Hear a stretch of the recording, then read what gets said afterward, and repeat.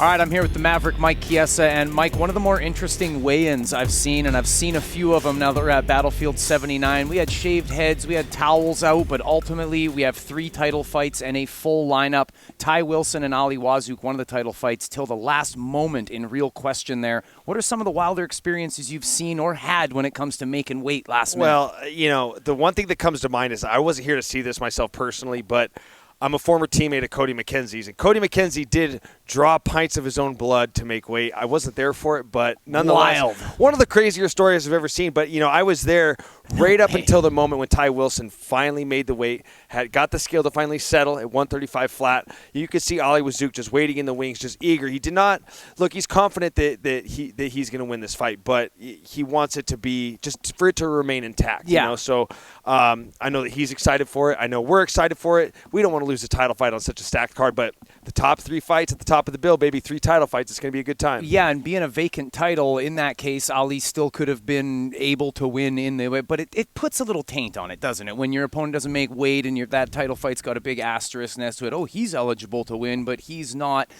We have no asterisks here tomorrow night. We've got 3, in my opinion, of the better title fights we can make in the country, including Max Susi and Radley De Silva at the top of the card. Man. You've got TriStar Gym, Checkmat, now known as Pinnacle MMA. You're familiar with these gyms, obviously, at this point, doing the workup here. What do you think of this main event? Well, first and foremost, up until Radley De Silva's last fight, I would have said this is going to be a striking affair in every sense of the word, because you got Radley De Silva, he's got the capoeira background, he's got big moves in his back pocket, and then you got Maxime Susi, who's just a very good volume striker. He reminds me, he's almost got kind of like that Diaz style of striking where he just peppers. He doesn't put a lot of steam on his strikes.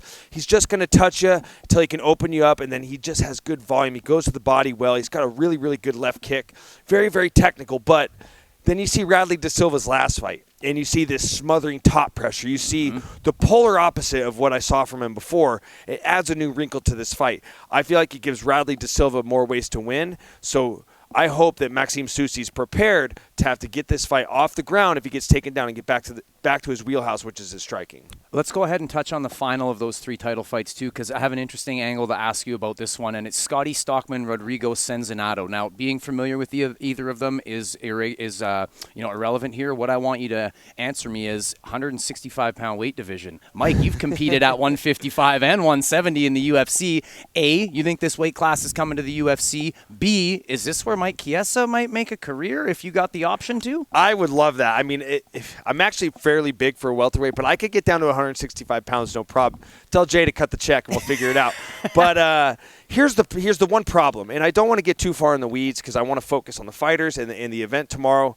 But I have to address this, is when you talk about adding a 165-pound weight class to the UFC, that means you essentially have to diminish 170. 170 is one of the most – it's a weight class that's rich in terms of history. You got Matt Hughes, George St. Pierre, Pat Miletich, Tyron Woodley, Robbie Lawler. The list goes on and on for dominant champions we've had from the present day all the way back to the past. So it's hard for me, as much as I would like to see a 165-pound weight class, which means you'd add a 175-pound weight class. I was going to say, do you add the 75 to you would let have it to. split? You can't have 5 pounds between weight classes, Yeah. so you'd have to add 75.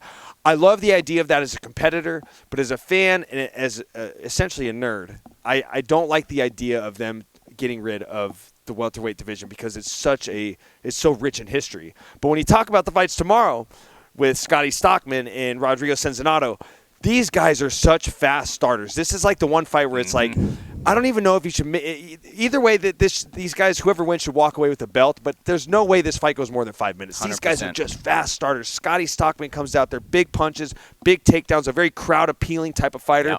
And Rodrigo's just the epitome of that Brazilian – jiu-jitsu black belt that throws heavy punches, and the second you block his punches, he's taking you down, and he's going to grapple you. So this is like a very, very fan-friendly fight. 100%, and that's not even to touch on everything else down the card. You've got the Gagan Gills of the world looking at making his mark at 145, Gio Platone at 135, where of course a title fight happens as well, and Mitch Strezella and Victor Bordage, who I'm not sure if you're as familiar with Victor as I am unfamiliar as well up until a few minutes ago. This man's a glory veteran. veterans. Mitch Strazella's a volume fighter. That's the kickoff for Fight Pass tomorrow. The fans are going to get fireworks right out of the gate. Oh, the fans are going to get fireworks. It's a Gio Platone fight. I mean, you know what you're getting with Gio. So I think, it's 18 fights, if going all the way from the curtain jerker to the top 3 fights, the 3 title fights at the top of the card. But I believe the main card kicks off at 7:30 on Fight Pass, so you don't want to miss out. I'll be calling the first fight to the last fight, and I can't wait. There you go. For Mike the Maverick Chiesa, everybody here at BFL, Darcy McBride, letting you know that subscription's only a click away.